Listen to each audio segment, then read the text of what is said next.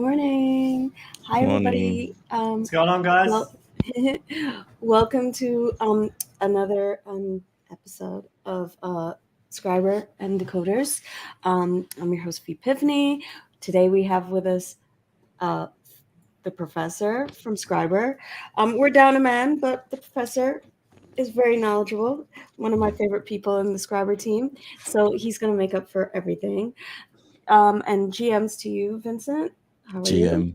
GMV. I didn't want to miss the show. I didn't want to be late, so I slept on the sofa to make sure I'm gonna wake up because I went to bed pretty late. But yeah, I'm ready for this episode. It was cool. I know it's 4 a.m. for you, so you know it's cool. To my memory, yeah. No, but I think you crashed after me. But to my memory, your bed is closer to your studio than your sofa, so the logic is weird. Yeah, no, but it's less comfortable than my bed. So, you know, I can, yeah. Agree to disagree. Like that, you sure? Agree to disagree.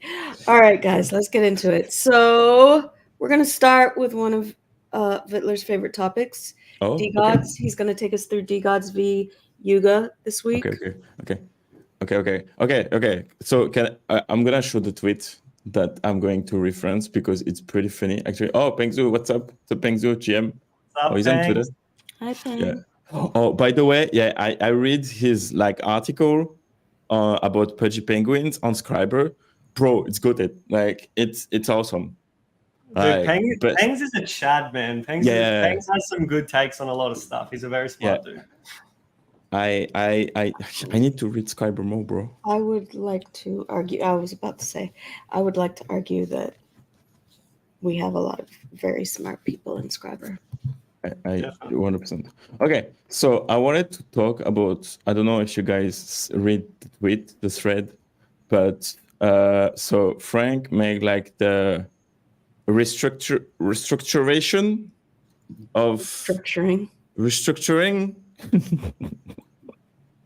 of the Dust Lab / yes, okay. So I'm not going to read everything, but basically what's the important thing is the problem was basically to create a business company on top of the NFTs, which is Dust Lab. So they wanted to do software, blah, blah, blah, but then they lost the North Star of community first. So basically, they are merging Dust Lab and D-Labs, which is D-Labs is the company with the NFTs, into a single company. And by the way, Kevin is not part of the Dust Lab ecosystem anymore, which is kind of sad because the guy was goated in the Silicon Valley. But that's something else. So basically, they're doing that. So they're merging back everything, software plus NFT communities, and at the same day, Gargamel, you go.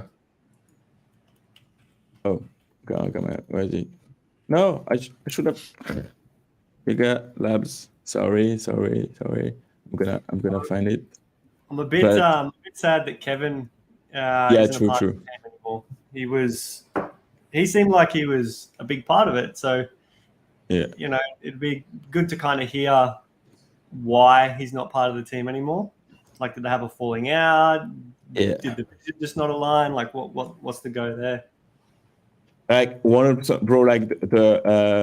Why am I going? Is Twitter shadow banning people? I can't find a lot of people recently. It's not necessarily shadow banning people. It's just that when you put in the first two letters, it should show you the people that you follow or who follow you, and it shows you every other person under the sun. Yes. Okay. So okay. What's happening? I would say that Kevin's probably. I mean, it's all speculation, but I would say that Kevin was probably very expensive. Oh yeah, that could be. Yeah, I'm pretty sure. Yeah, you have to definitely pay the guy. But okay, so and Gargamel, so co-founder, Yuga Labs, blah blah blah. They are basically creating a Bored Ape company to do exactly what Dust Labs is not doing, like they reverse the trend. So like the execution on both company, it's quite interesting. And yeah, I'm wondering which play is the good one, but it kind of feel like back to the roots for the slabs, and I'm pretty bullish on that. But the gen news will be shitty. Okay, thanks, Benzu. But like, I don't know what to do with that. I mean, no, I'm bullish on, but you know what I mean? Yuga is a much bigger company, so it kind of makes sense to me for them 100%. To split the two entities up. Yeah. And you know, I had something in talking points today as well. Yuga acquiring Moonbirds. I mean, when you look at the amount that Yuga has in its holdings, it's a vast majority of the ETH ecosystem, like, and the successful and popular ETH ecosystem in NFTs. So it kind of makes more sense. Decod3rs is a little bit more boutique. They didn't necessarily need all of those parts. They probably just needed divisions. So yeah, I mean, it kind of makes sense to me.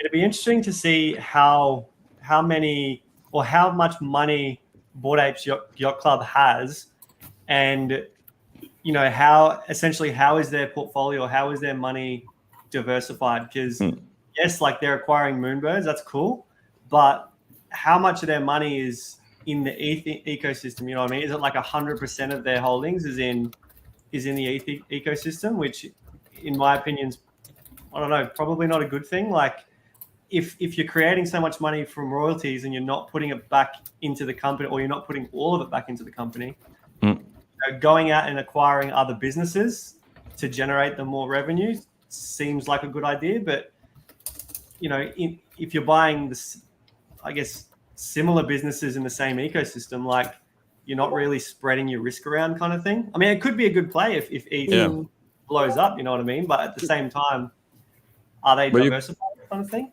You consolidate your position too, right? Like Yuga Labs having Moonbirds, it's kind of big because Moonbird did like a huge volume on ETH, and GM Leeway, no more swimming pool. Well, yeah, sorry I'm a little bit late to the party. Been a bit of a hectic day. No, Phil's been probably holding down the fort very well. I mean, yeah, I think that it makes sense because, like, for example, like Yuga is known for parties, right? That's one of their big things. So if one side of the business is handling the like gaming, as you say, and one side of the business is handling more of the kind of social community stuff, that kind of makes sense because they're very different aspects. I mean, they could be just divisions, I guess, but it kind of makes sense to me. Yeah. Because I mean, Ape Fest is a huge production each year. Yeah. Which it's like, is that not the one that blind people? The what? Like that was the Azuki one, I think. Yeah. Oh, yeah, true. That blinded everyone. It was Azuki? Okay. Yeah. I remember that one very well. Not everyone, just they blinded people, I think. Yeah, it was like lighting effects. People were like complaining that they were having really bad vision like a couple of days after the event because they were just getting slammed in the eyes with the strobes and the lights and stuff. Yeah, they use lasers that should not be in parties. Oh, actually, no, it was a Yuga Labs fest. It was at Ape Fest. It was a Yuga Labs, right? Yeah, it was because Oh, was it? It was Ape Fest. Yeah, it was Ape Fest. I'm pretty sure it was Ape Fest because like Yuga made like a couple of tweets about it, like saying, "Oh yeah, like we work with like a provider that we're not going to work with anymore." Oh, okay. I remember as well because the joke was that they should call themselves Blind Ape Yacht Fest. Yeah, so I remember that joke now. Yeah, I don't think it was like any definitive like lost vision or some shit. It was like people had some pain in their eyes for a couple of days and then it came back. But you had to go to the emergency room like quite fast because it could be. So yeah. What do they say in Australia, Leeway? teaspoon of cement, you'll be right. Yeah. the old concrete prescription goes a long way. The old toughen up. I won't use the other explanation. No, not for our viewers here at the moment. That'll come in a private time. Oh dear. So catch me up, right. E. What's been happening? This is my chance to catch up on a few things too. Okay. So we just did Decods v Yuga Labs, and Yuga Labs takes over Moonbirds. And this is not something that I know a lot about, but hopefully Fiddler does. MadLads, I never had them. I don't follow them. I mean, I get it, but I also don't get it. I mean, I get that the everybody loves the utility of price go up, so that makes it super popular. I get Definitely that they helps. have a wallet that I don't know anybody who uses. I get that they had, what was it? Is it a sex or a dex or something? I get all of that part of the business, but so what's the new thing like this week? It's like MadLads are gonna pump. I don't know how MadLads is tied into the backpack exchange, but I know MadLads, or at least Amani's and his team they're building that exchange based out of Dubai. So we have a company in Dubai, and there aren't many like good exchanges in Dubai at the moment for crypto. So it'd be interesting to see how they pull that off. I was actually talking to Leeway today in Discord about I didn't realize that executives from FTX and Alameda Research are they're doing backpack exchange now. So a bit of me is like FTX debacle was a bit of a shit show, mind my language, but I hope they can pull off backpack exchange and have a solid crypto exchange in Dubai, because they could see a lot of money run through it, and it could be a very lucrative business, especially if MadLads are tied to that as well. Could be something good. I think their saving grace is those lads who were tied to FTX got out at least a decent amount of time before FTX happened. So hopefully they have plausible deniability. Maybe. Maybe. I don't believe they were there at the time everything went down. But the other side of it too is, I think you traded on FTX for a while too. That UI was something else. So if they can do something even close to that, that'd be really nice. Because I don't miss FTX, but I miss the UI. It's a really nice trading platform, I have to say. Yeah, had a good user interface. Yeah, it was really nice. Never used it. Can you imagine like the background checks you have to go through to get hired after FTX? To another exchange. Their own thing. Like, it's like the choice. Exactly. But the good thing is as well, Dubai has very, very strict rules on scamming. So like, for instance, I don't think they do bank loans or anything in Dubai. So if you enter into a contract with someone, or you provide a service and you don't deliver on that service, or whatever, you scam or you do something illegal, like there's big jail time involved. Yeah. So Dubai doesn't stuff around. So it'd be a part of me's at ease, I guess you could say, that it is a Dubai exchange, and I do know they have quite strict rules and regulations on how businesses operate. Yeah. Do you guys use Backpack? I mean, like Leeway, we talked a little bit last week, right? But Phil, do you use it? No. I really just stick with Phantom, to be honest. I've always used Phantom, and I haven't had a problem with it. So unless something better comes out, So Magic Eden is trying to incentivize so that you can only mint certain things from Magic Eden, like the open editions. A lot of them, they're only mintable by using the Magic Eden wallet. They're incentivizing it with diamonds every once in a while, but usually those are open to the public. So I think that I haven't tried it out at all. I mean, I got the password, I downloaded it first thing, but I haven't tried it out at all. But I think that just on the sheer bullying tactics, Magic Eden wallet will become a thing. The other thing that we've discussed a couple of times on stream already is that the pain point that Magic Eden kind of solves is that you don't need to go to X first. You don't need to go, well, soon you won't not be able, but you won't have to go to MetaMask because, once Magic Eden launches on the 27th, the ETH side of the business, there's no real reason not to use the Magic Eden wallet.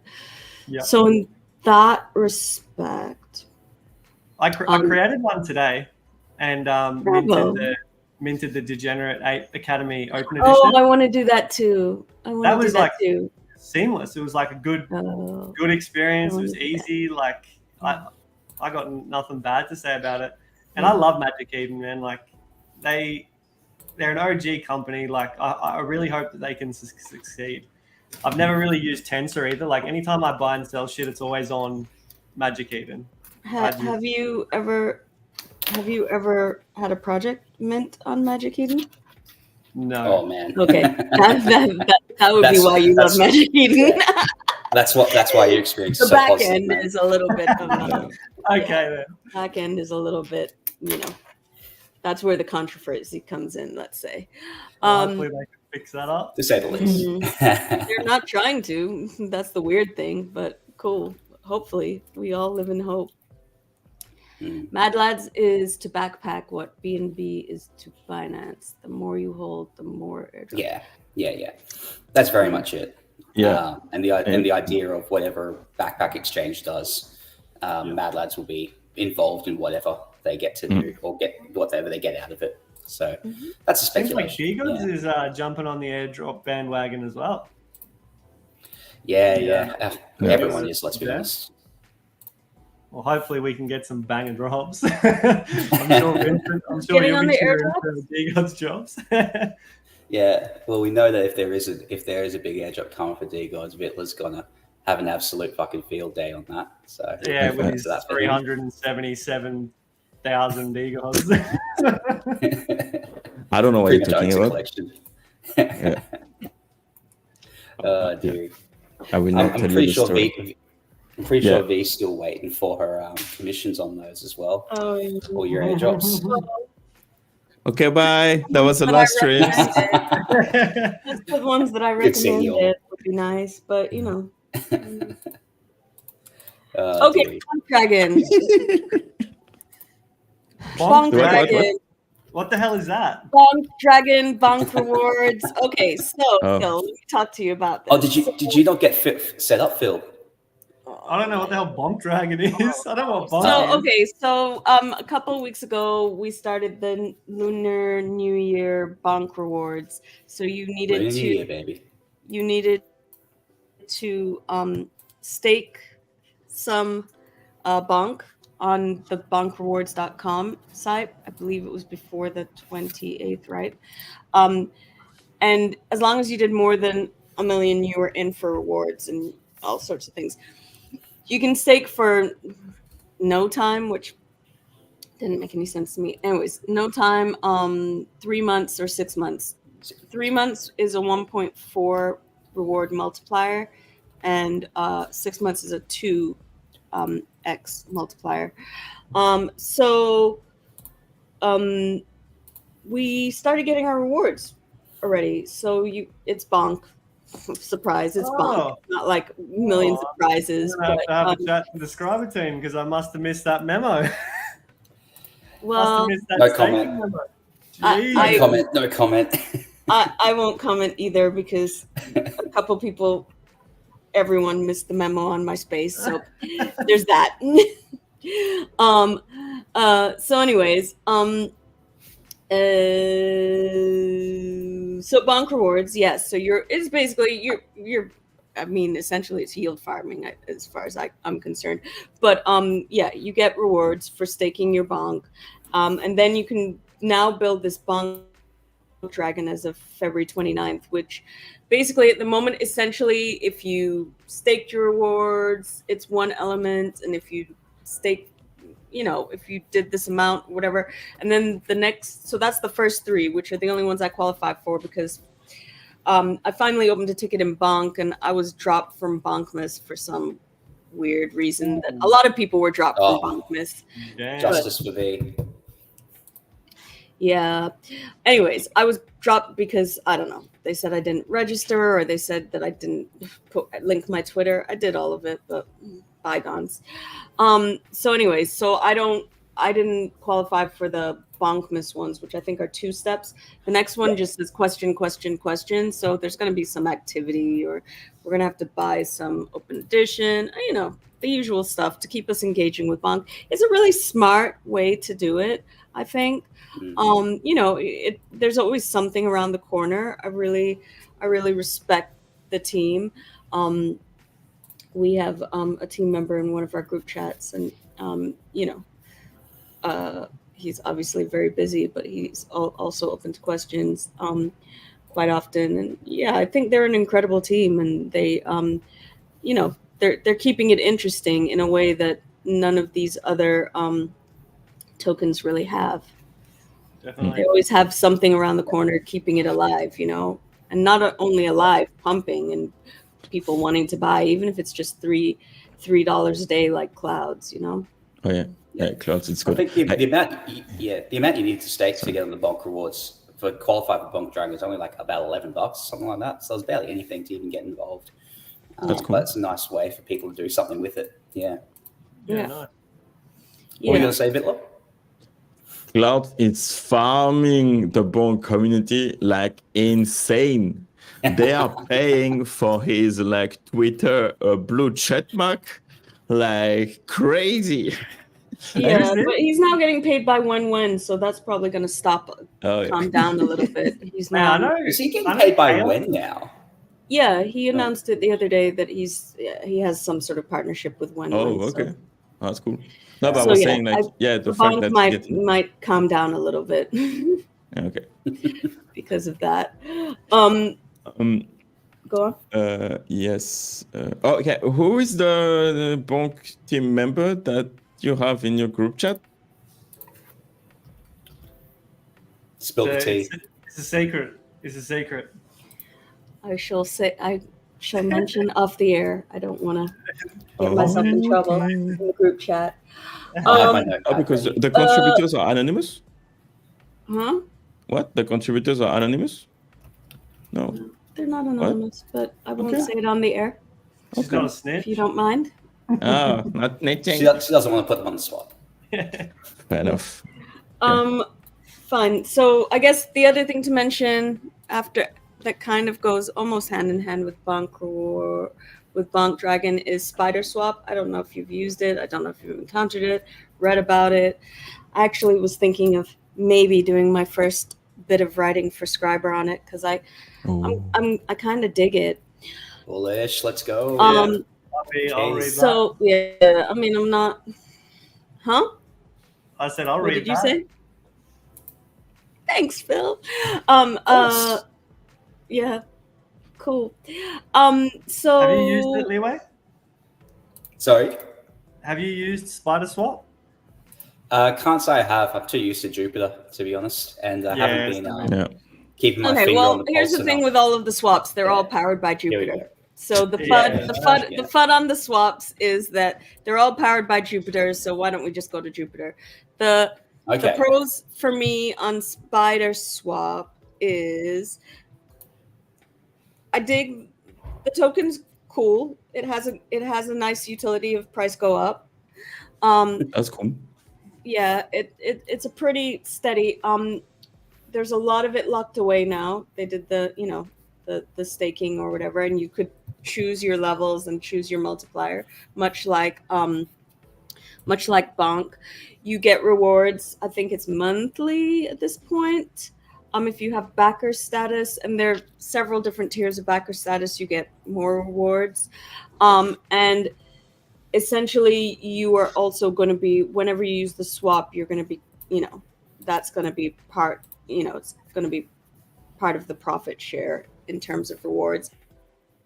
There are going to be other tokens involved, so it won't just be this month it was Spider rewards. There are going to be other tokens involved, so you could get other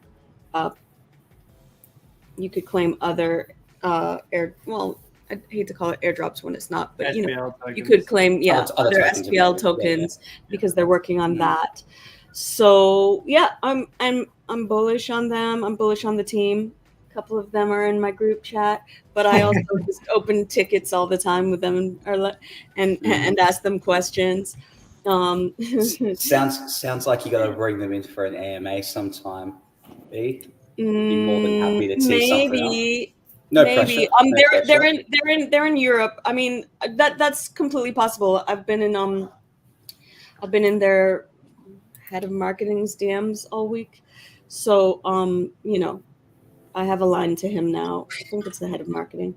Anyway, so he's cool, but they're on Europe time. Nice. Look, we'll make it work. Aussies are used to fitting into everyone else's schedule. Nothing new for us. Time zone construct. I'm fitting into your guys' schedule. That's a very good point. 4 a.m. right now, so you're I'm the flexible exception too. Yeah, you wouldn't catch you're me a up at wonderful 4 unicorn. o'clock in the morning. I'll tell you that for free. What did you say? No I chance. said you wouldn't catch me up at 4 o'clock in the morning. Yeah. Well, 4 o'clock only because I still, for some reason, put on makeup before I come on the air. But so you could maybe get away with 4:45, Phil. I mean, it 15 minutes to look that beautiful. Could that work? For me, no. He woke up like this. 4:30. Yeah. 4:30. He's So one man. new line of Pudgy toys in Walmart. Pudgy also has a utility that everybody loves. The price just Yeah.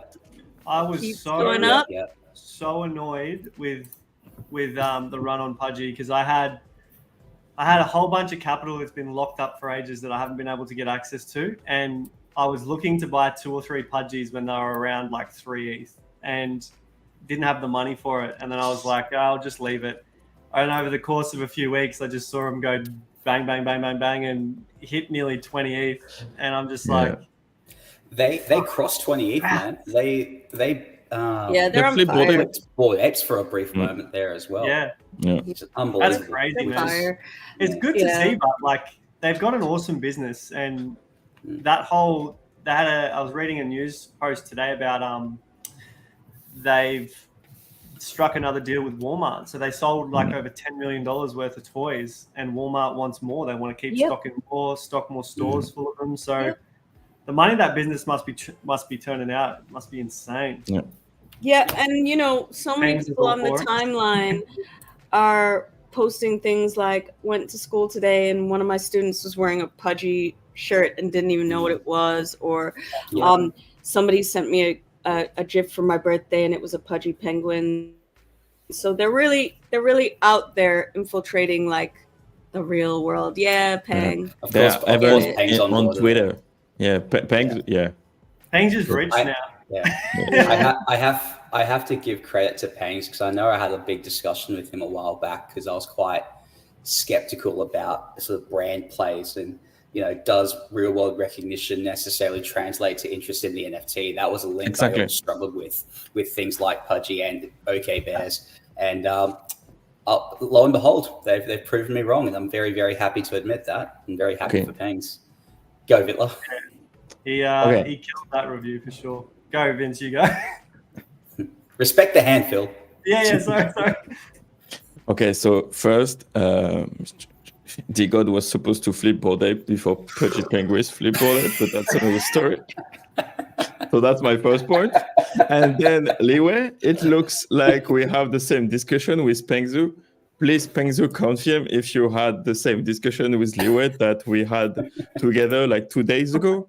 Because, so with the IP play, I read Pengzu article. Okay, I after my rant, I will share Pengzu article because everyone in this chat needs to read it.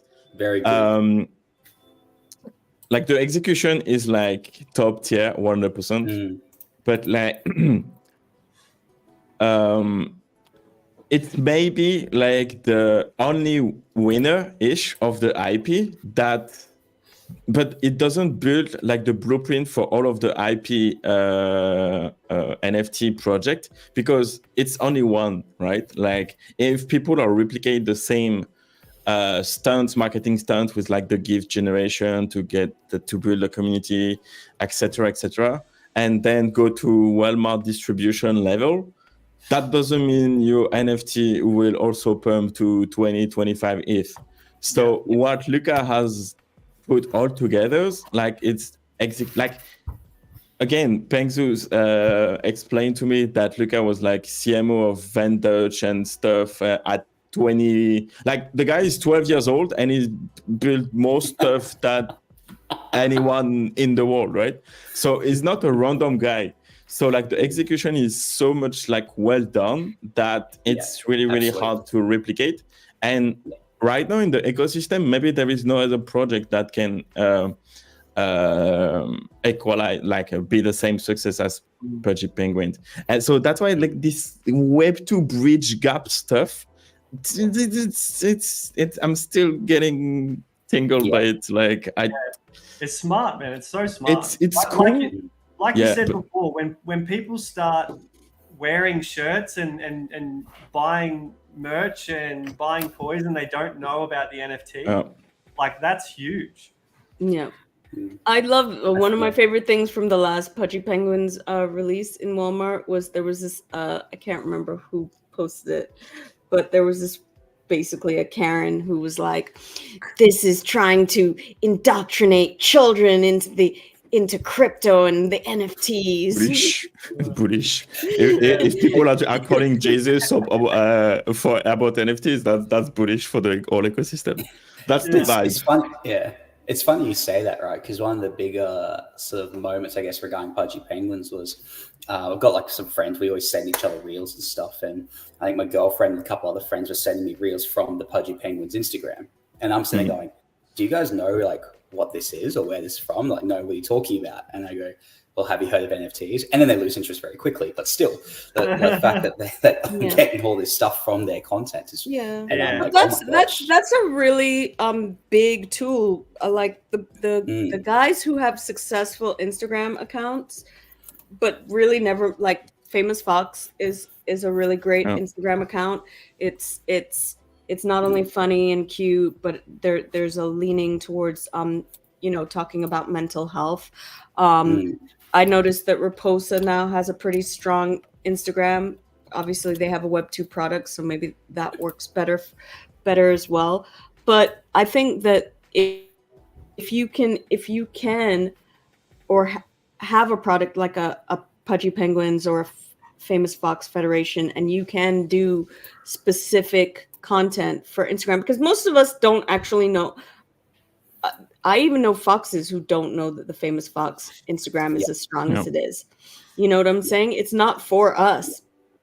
Yeah. It's for the Web2 audience. Because, I always wondered why Famous Foxes didn't push their, I guess, IP or brand a little bit harder, because they do have something that would work very well, in my opinion. For their builders. They are like software engineers. I think that I think that they are builders, and what I've encountered with all the builders that I've talked to, and I've talked to quite a few recently, is they're busy building. They're not busy concentrating on those parts, and they don't have those people in place necessarily. But I also think that not only has Famous Fox been building, but they've actually been building out like the runes, the summoning, all of that stuff recently to continue the gamification. Because I'll be honest, I don't go on missions hardly ever. I mean, most of my things don't qualify anymore, but I just stake them and take the Foxy, because the runes and the summoning, everybody's clamoring for Foxy, so it's worth something at the moment. So I just stake and roll it into something else. But I mean, having spoken to Drax a couple of times in the last couple of weeks, I do think that that's going to be a focus, an upcoming focus in the the business because I mean they've built it out really well. They have a good following. They have a strong Instagram, so why not? You know. Yeah. I also do think that they like, and I'm never mention it, but I think that they have a wonderful brand, and I think that I love the foxes, but I've never really taken to any of their merch, so I think they need to up their merch game, you know, before they're going to be like something that somebody's wearing in school and, you know, somebody goes, do you know what that is? Yes, Vincent Decod3rs. Yes. Hold on. So, before you say something really quick, no, I'm joking. Oh, the look at his face. I'm so sorry. It's okay. Okay, Pengzu told me that, so Pudgy Penguins, there's like 20 people, 30 people working full-time on the project.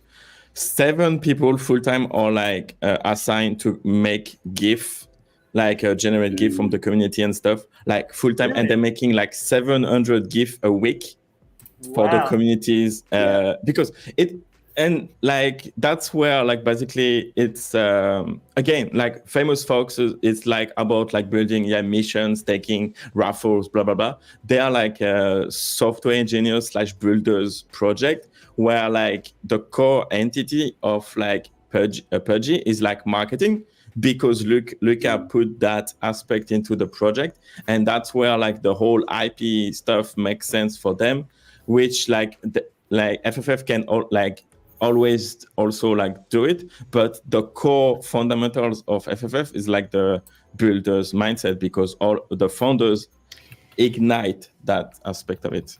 Even if the IP between Pudgy Penguins and FFF, it's like kind of comparable.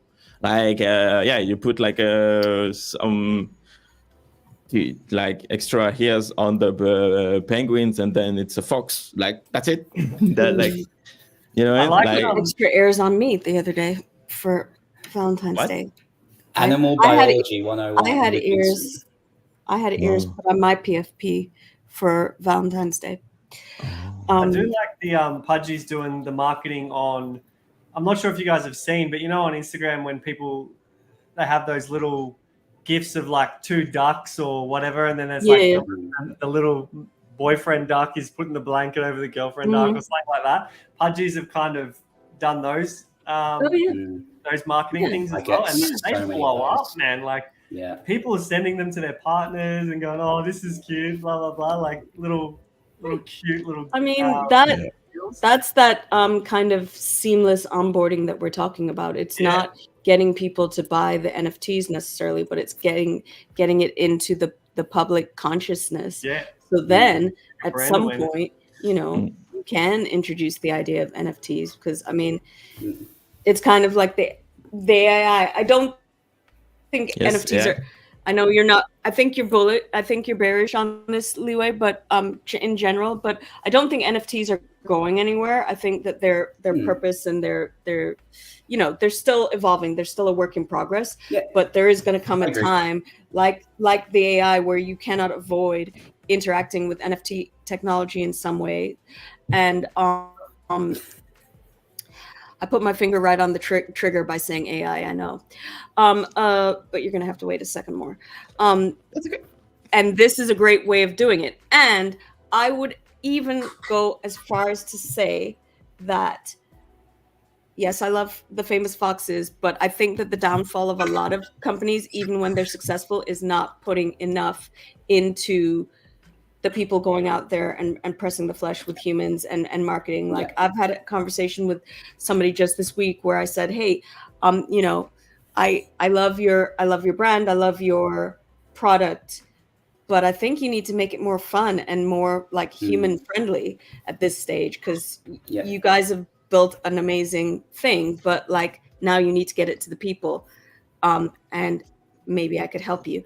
And they're just like, nah, we're cool. Which is fine. You know, I get it, execution.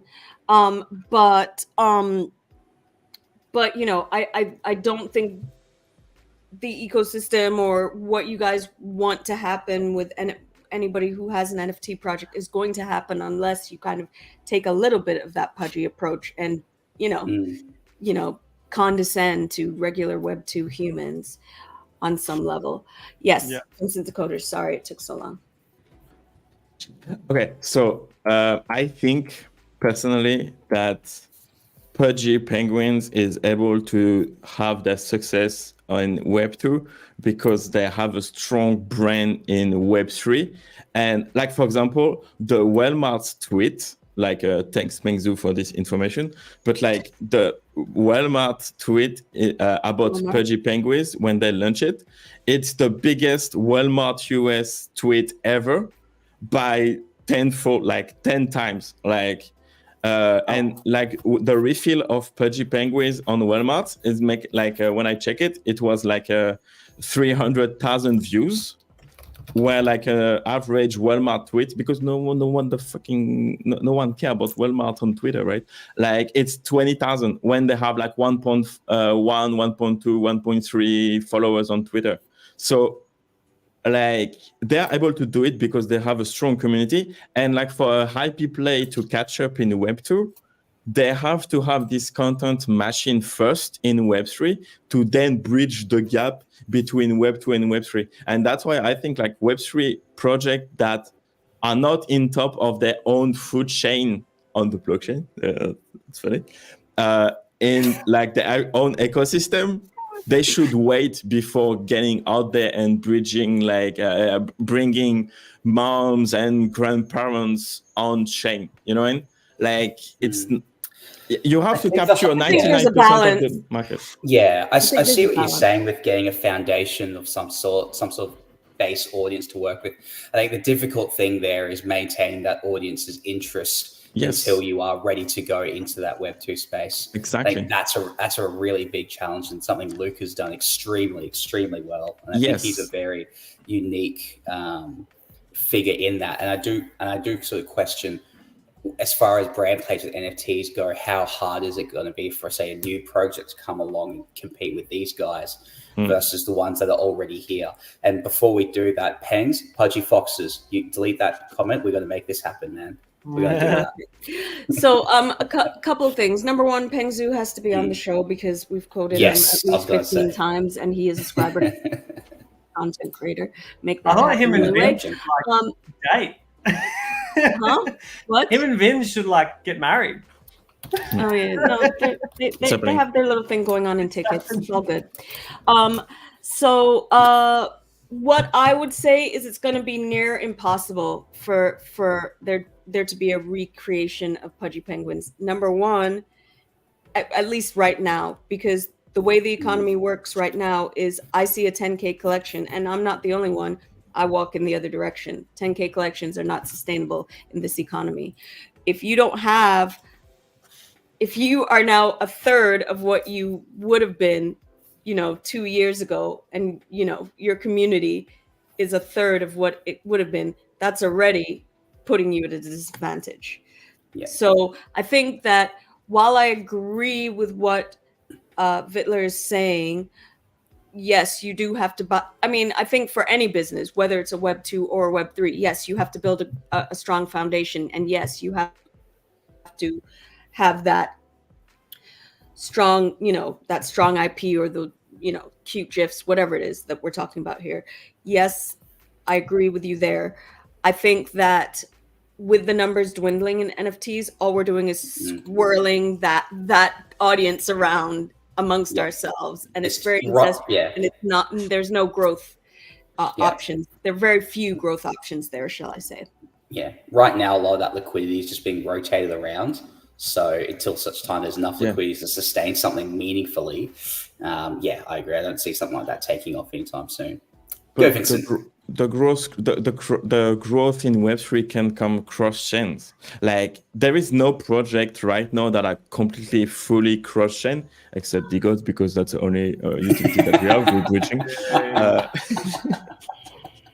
But like the IP that works on Solana, ETH, and whatever, Arbitrum, Binance blockchain. Like if you're able to push a project that is big on Binance, Solana, and ETH at the same time with like different collection, then you have a Web3 IP that can take over Web2 because you have an audience that is qualified to push your stuff on Twitter, like a Twitter, but not only like crypto Twitter, but like and then detect the world.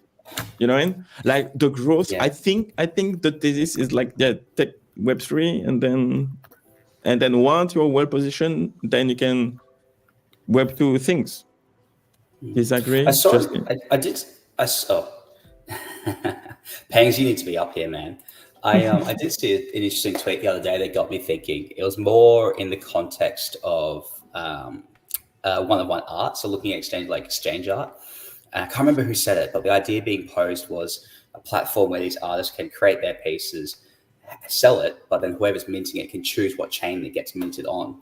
So, for example, if you might like a certain artist who only operates in Solana, but you haven't got those wallets set up and you can't be bothered, that can be a friction point. So if you create a system where, okay, I like this artist, I use this chain mainly, let's get onto this chain, then that can make that process a lot easier. How that would work for a project, though, I'm not sure, because then that means you have to build infrastructure on all of those projects, and that can be a massive headache too. But it'd be interesting to see how that could happen if it does. I'm curious. Yeah.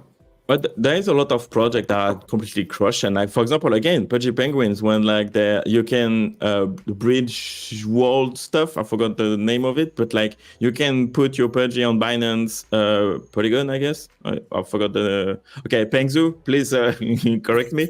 But like on 3 different chains, right? And you can. They are the master of bridges too. So you know, like. A multi-chain world, when you have your NFT and like you said, Liwei, you want to have your NFT wherever you go, then it's open to a new world, basically.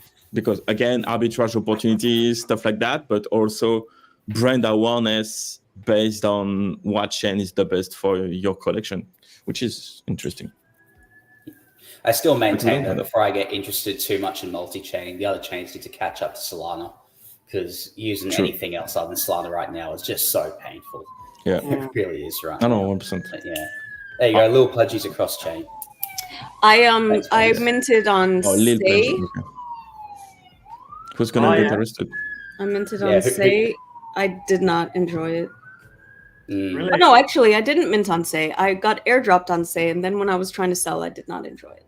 Man, I got a good friend of mine who's so bullish on Say. He keeps trying to sell me on all this Say stuff. Say this, say that. It's going to be the next Solana, blah, blah, blah. I'm like, man, get out of here. Honestly, I am open to having a look at Sui, but I think what really turned me off was that initial phase of Sui and everything was happening. And I just knew it was going to be the same sort of things happening that always happens with, say, Aptos. So it takes a lot. And Say's had a longer run, but that's the same thing that's happening with Say. I think it's calming down now. But, the big thing, the reason people loved Say is price went up. Money. Yeah, exactly. Yeah, exactly. I always say I'm very much a minimalist when it comes to operating across different chains. I think I've tried the 4 or 5 different chains at once. It just didn't work for me. I always like that quote from Parks and Rec where he goes, "Never half-ass 2 things, whole-ass 1 thing." I'm very exactly. Oh yeah, no, that's one of the things on my red flags. Do 1 thing great instead of 15 things. Yeah. And like Liwei, like for example, that's why you don't use Backpack when you use like a Phantom already resolved like the wallet issue, right? Like again, when you do a transaction on ETH and you have to pay $15 to send $5 and the transaction takes 5 minutes, you're coming back to Solana. Yeah. And Every then time, I hate that on it, man. I hate it. And when you go to Sue and then the transaction is as fast as Solana, but say, okay, what the fuck am I doing here? I already have that at home, right? So I don't need to do it again. So like it's bro, like Solana will become a layer 2 of all of the chain. That's going to be awesome. Yeah, I'll admit it does sort of kill me a little bit because I used to always think to myself, you're still young, you can keep on top of the new technology and all these new things coming out. And now I'm like, I don't have the energy for that. That fell off very, very quickly. Yeah, it's a lot of bandwidth, to be honest. It's almost a full-time job. But I really, I said this before, it's an unpopular opinion, but I do really enjoy the modular chain. The Tia and Osmo. I'm enjoying that, and that has nothing to do with NFTs. I like I dig it. Yeah. I'm super bullish on Celestia. I think they're going to do really well. Yeah. Is that financial advice? Negative? No. I mean, it has that utility. I mean, everybody's favorite. But yeah, no, I got in just before, like, still not at the bottom or anything, but I got in and I got a little bit at 6, and I think we're at 18 now. And just staking is easier. They kind of encourage you to stake and to spread your wealth through different validators. There's a lot of incentivizing there.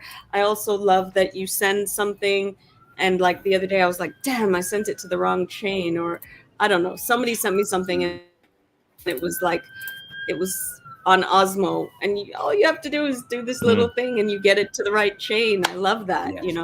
I think fundamentally the actual wallets themselves make such a big difference to that as well. I know using Kepler is quite lovely all as well. The things in there.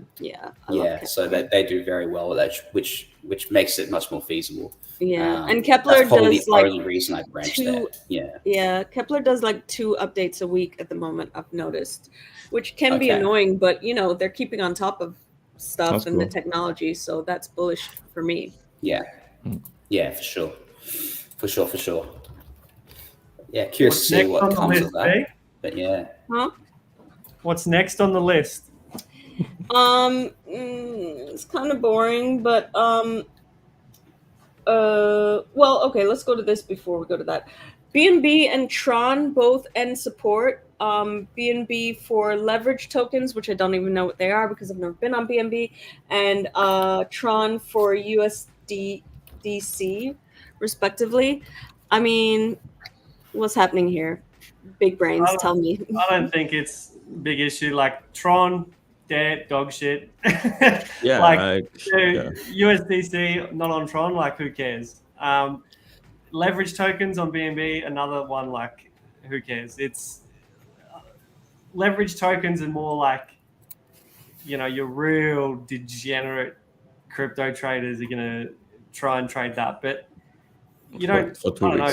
I've never been interested in them. I leverage trade a lot of different cryptocurrencies, but I don't need to leverage trade tokens. Like, I can what does it mean, leverage token? So you trade like a token that is leveraged. So you be a.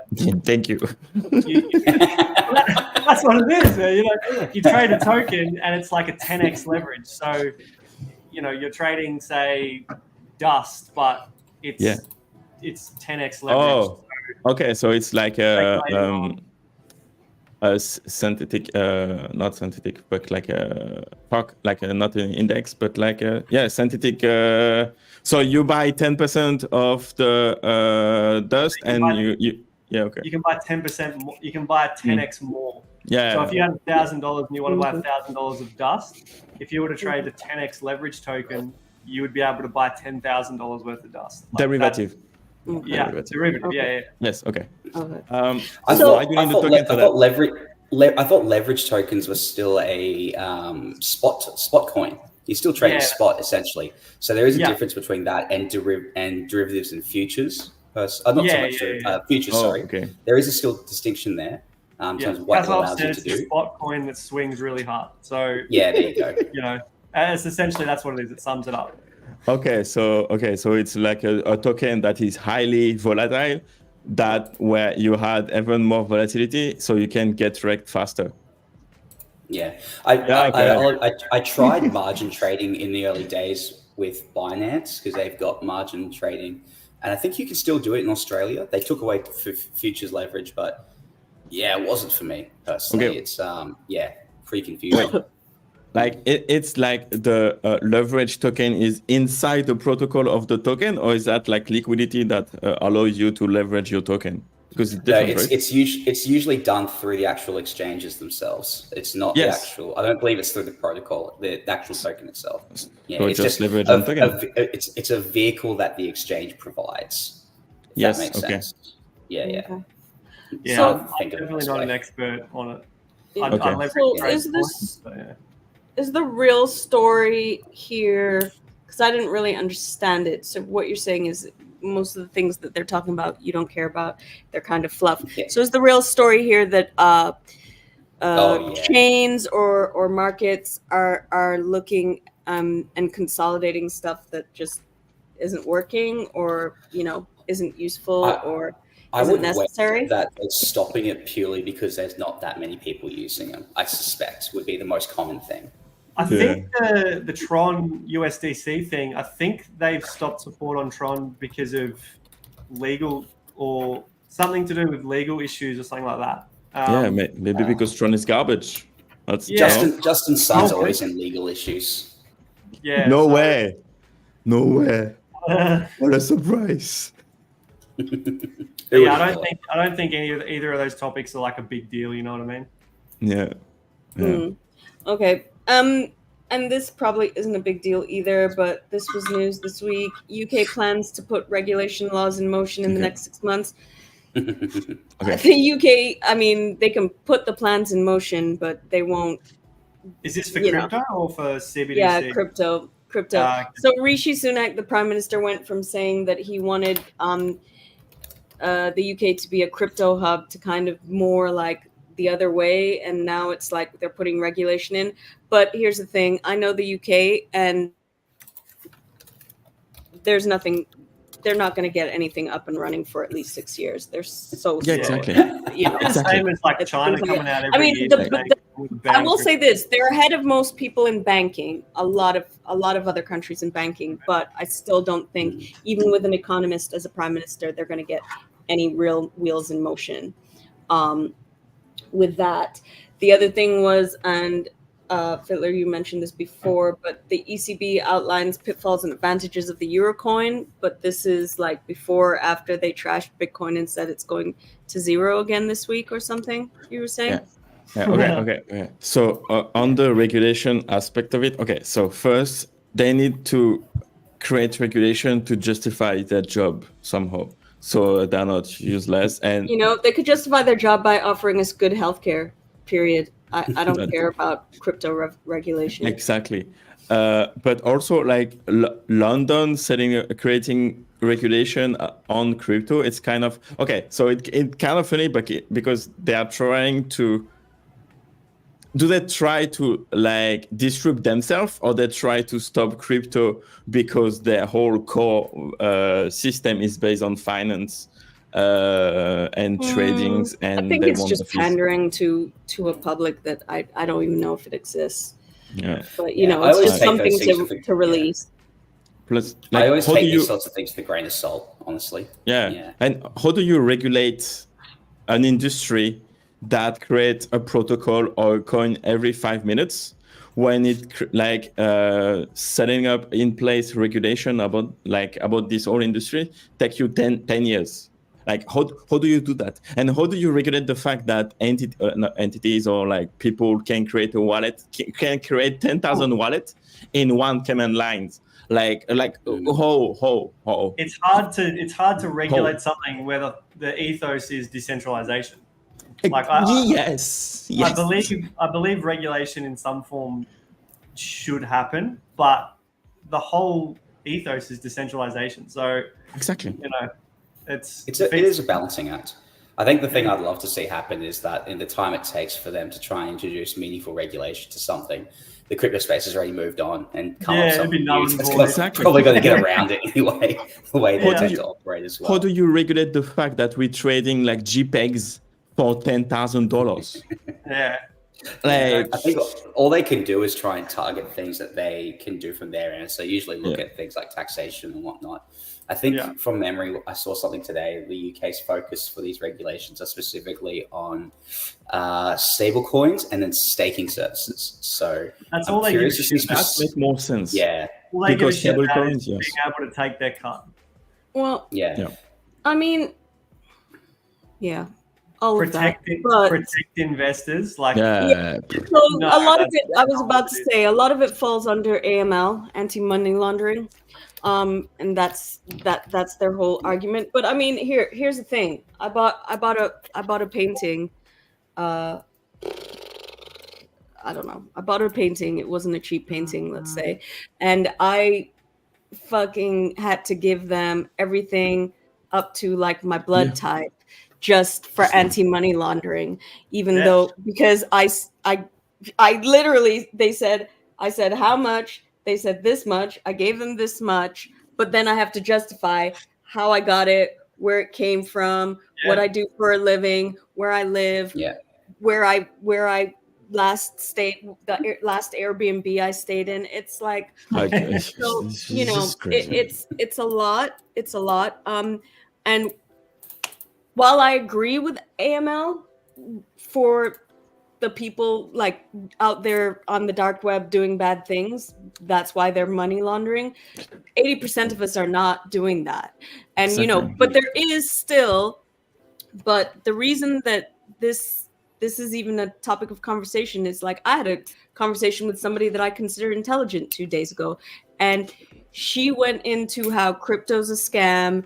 It's all about being illegal and buying drugs with crypto and what was it? Human trafficking and sex trafficking and child whatever. It was like super out of control. And I'm like, I think your concepts are based on another time. Yes, maybe that was the beginnings, but like, you know, the people, you know, on Silk Road and 4chan have already, for the most part, been shut down. So they're legitimate people using it for legitimate business. And here are the pros and cons of it. And I gave her a bunch of different practical pros and cons of it.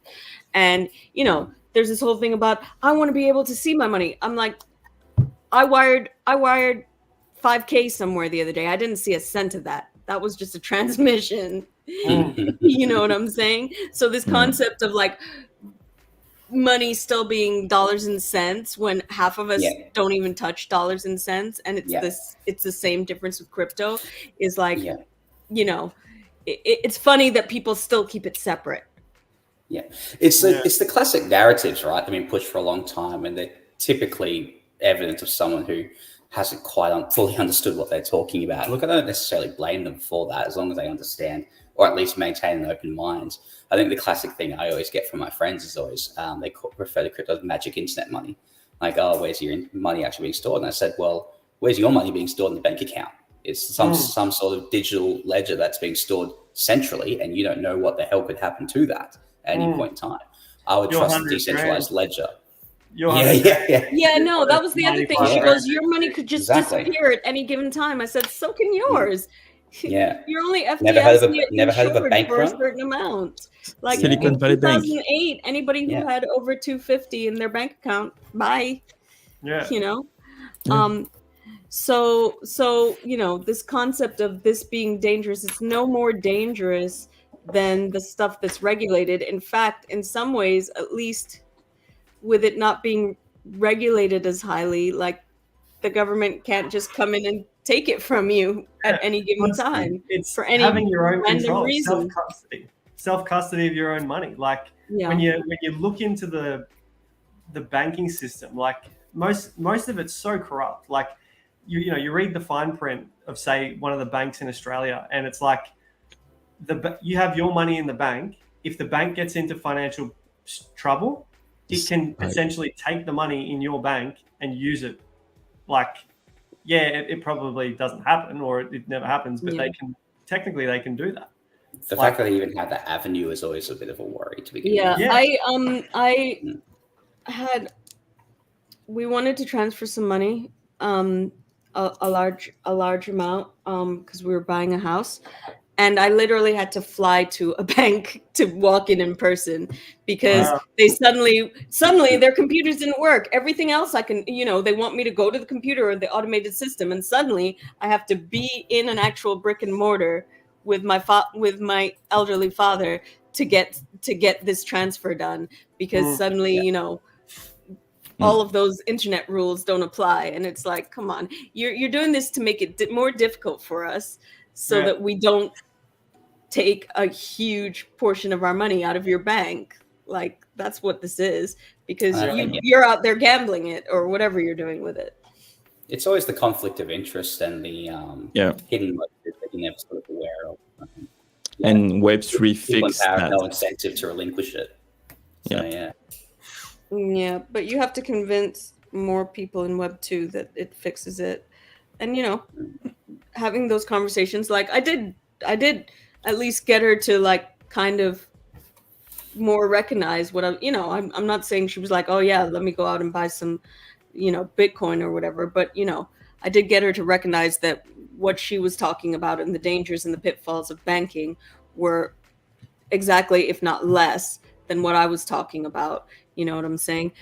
Or the risks were exactly the same. So I moved that conversation forward, and until we move that conversation forward little bit by little bit with the people who aren't into it, so they at least understand a little bit better. I think that we need that for the growth. Okay, so Phil, you've never been here before, but I usually round out the show with some just bullish and bearish, like we go around with some stuff. This week it's more like OG projects. Yep. So Famous Fox Federation, bullish. Bullish. Yeah, bullish. Yeah, bullish. Bullish. Wait, were you asking me as well? I just jump in. Yeah. Everybody. Bullish. I have zero exposure to them. I do like them as a community, but Galactic Geckos. Oh, bullish. Why? I'm bullish on the people. I don't know much about them, so I'm gonna be. Yeah, see, I don't really either, and the art it's fine. It's fine to me. It's not terrible. It's not like I love it. I have to go buy it, but I am kind of bullish on the team. I like gold.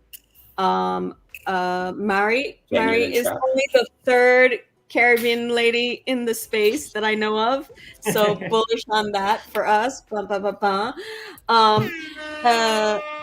Exactly. So yeah, I'm bullish on the team, but I have no idea what the project does. I mean, I just know that they've lasted. They went all the way down to 8 Maris ago. Yeah. Hoff, if you know her, I DM'd her. She said she was going to DM me back. Remind her. Give her a little poke. But yeah, she is the GOAT. I love seeing her on the timeline. So yeah, I was trying to start the 3-person Caribbean girl DAO. Essentially a 3-person DAO. Yeah. But anyways, so sorry, I lost my train of thought on that one. Bullish on geckos. Bullish on geckos, yeah. Let's go. What do they do? I don't know. Okay. I mean, I also, from their holders, I know a bunch of their holders, and I respect them as like people in the space. So, that's a good point. Like, very rarely do I see on Twitter geckos talking shit and being dickheads on the timeline. So that's respectable, you know what I mean? Yeah, Carlos has a pretty big bag as far as I know. Danny Spain has a bunch as far as I know. So in terms of their holders, and yeah, you never really hear or see anybody trashing geckos on the timeline. And like I said, they went all the way down to $8 with us, and here they are still, surviving and thriving in some way, shape, or form, even though we don't know what the fuck they do. I did do the research piece on Galactic Geckos, I think around mid last year. I do probably need to update it, but I don't have one personally. I still struggle with a couple points, but talking to Genuine, Trap, like those guys are really, really switched on. They're really lovely people too. And as you guys have mentioned, the Geckos community in general, like they have a great community. I think that's pretty much the cornerstone of what they're building. Hasselhoff said Trap's an Aussie. Always yeah. Absolutely. Always positive. Always bullish on Aussies. So yeah, a big fan of that group. Always like seeing them around. They're a good bunch. Yep. Dead King Society, not necessarily, kind of in between OGs, but like I know a couple holders, maybe not a million miles away from the stream. Dylan's a weapon. Danny Spain's a weapon. Like, is a weapon.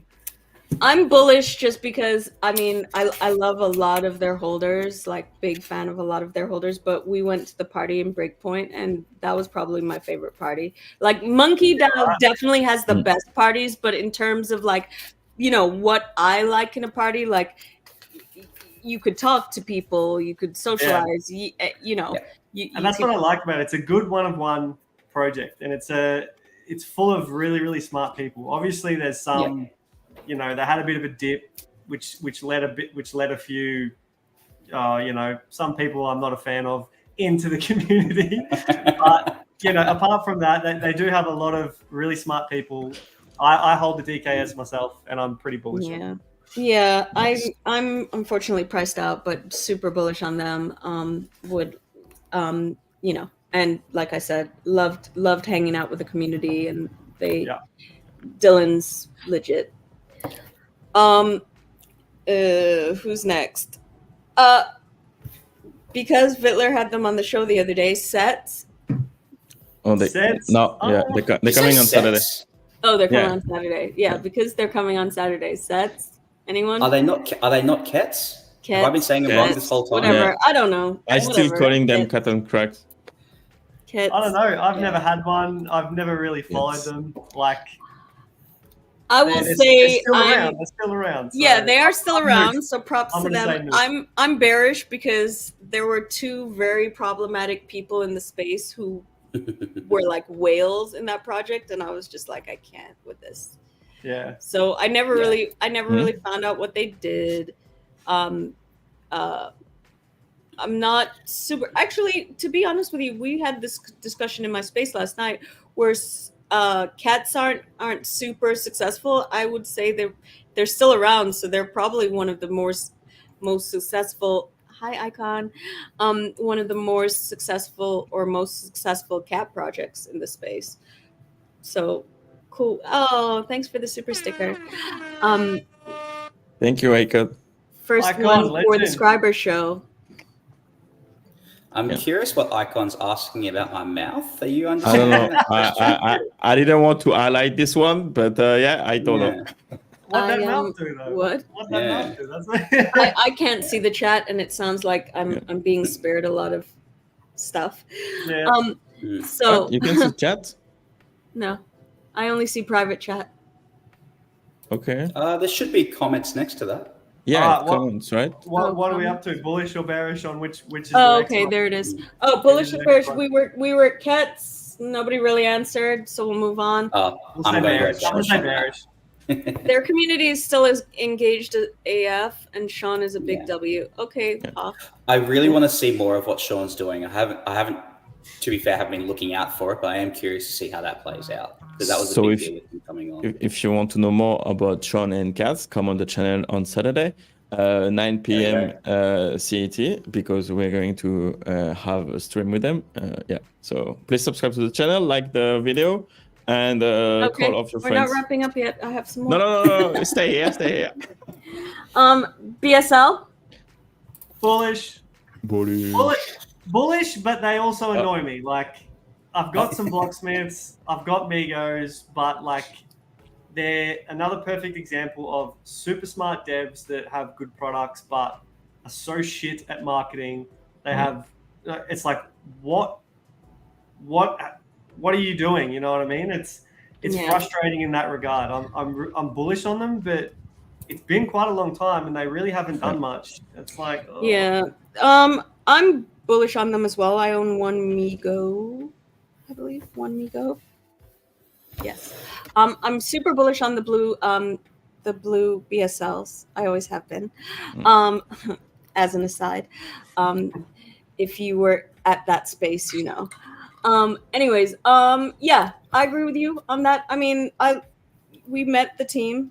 Well, I mean, we've had them on the channel a bunch, but we met the team at Breakpoint, so I got to spend a little time with GK and Alex.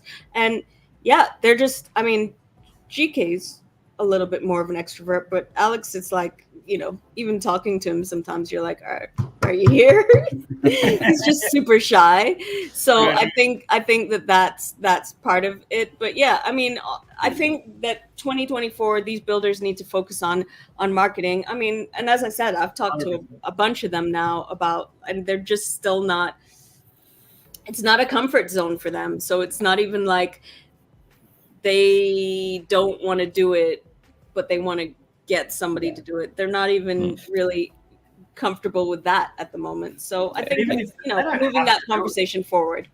They don't have to do it, but like, core team members like, GK and Alex and stuff, I think they definitely need to have a big social media presence, but they don't need to be the marketing people as well. They can pay. No. Yeah, but I'm saying that I've talked to people.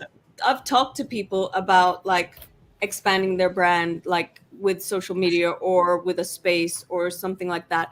I've talked to a bunch of those people recently, and it's kind of like it's not their comfort zone, and they're like, we'll think about it. So it's not on their radar still. So I think it's just about moving those conversations forward and showing why that's important and why I think for 2024 that really needs to be there needs to be a bigger push towards that, because like the growth is important.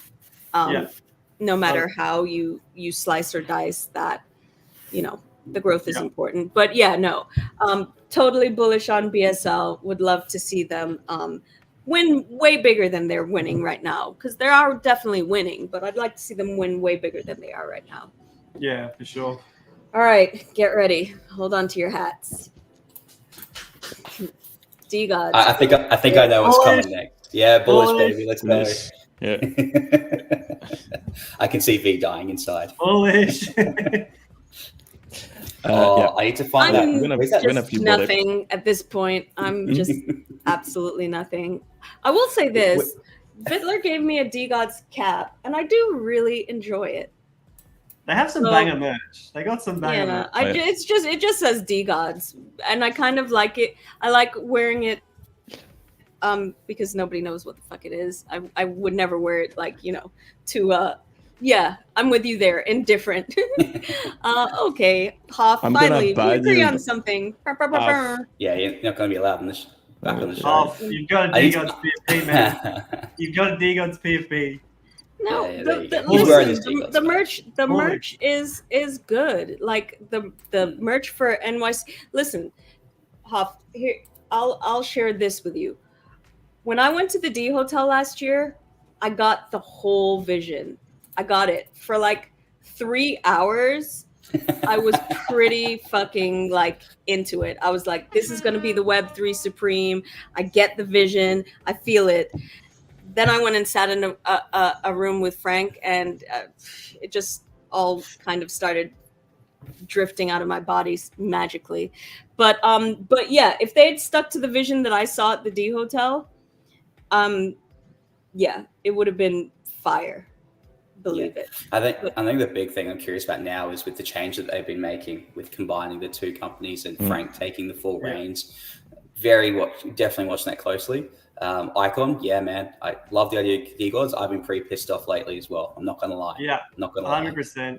Like as a holder, I'm bullish, but there definitely comes a time where it's like, you guys have fumbled the bag now a few times, and as a holder, like we're not really getting anything from the community. Like, what are you guys doing, kind of thing? Like, people need some shit, The worst execution is youth, because like everything was perfect, like the launch was perfect, youth list was a banger, and then for 1 year, they did literally nothing with it. So sad. They still haven't done anything with it. What are you talking about? I'm still waiting. Yeah, they bridged twice. They didn't have point power. They're going to bridge back to somewhere like or bridge like we're gonna fly, and nothing happened. But the art is like probably one of the cleanest PFP ever, and plus like there is like so many possibilities with like the youth, for example, like the match for youth. It's so easy to execute. Like you can throw a party with like sunglasses for everyone, and like you have a banger event 100%.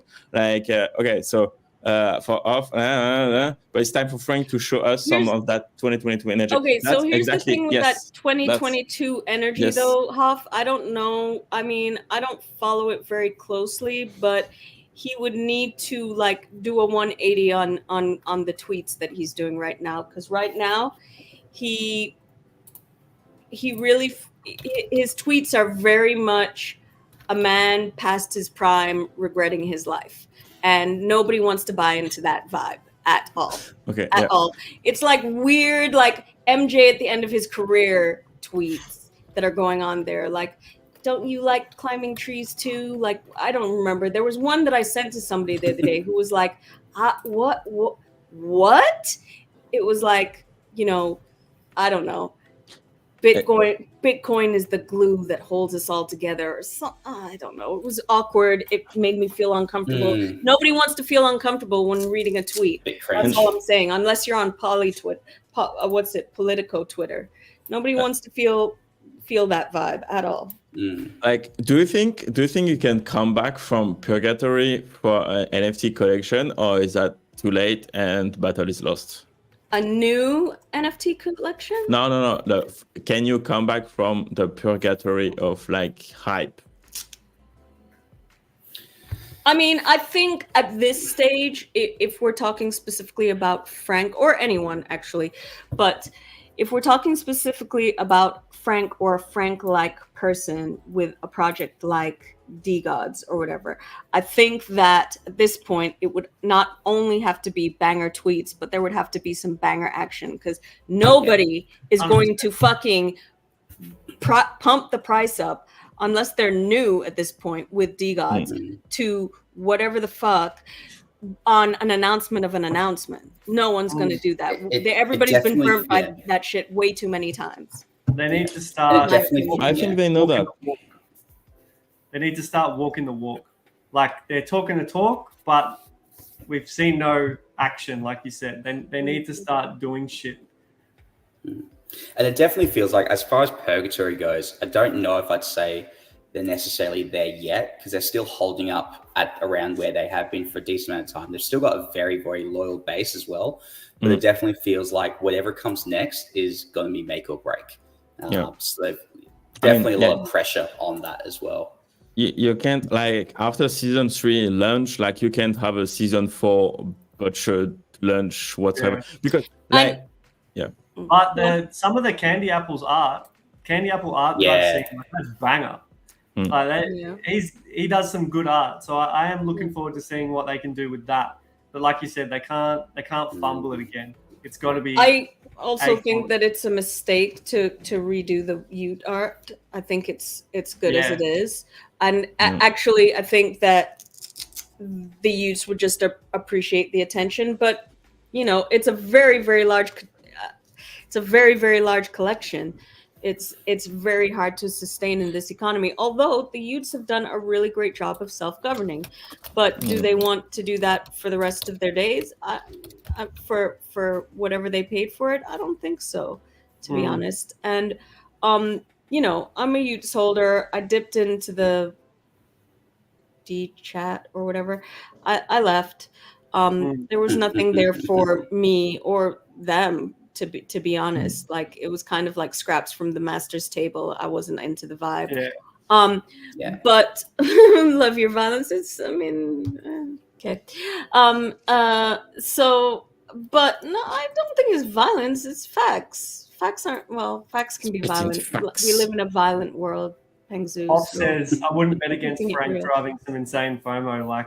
And I think I definitely agree with that. Like, Frank's a smart dude, and I'm not betting against him either. Like, I'm bullish. Yeah, no, I think that that's what I said. I think that it's possible. I think where it's not possible is to do what they've done before, which is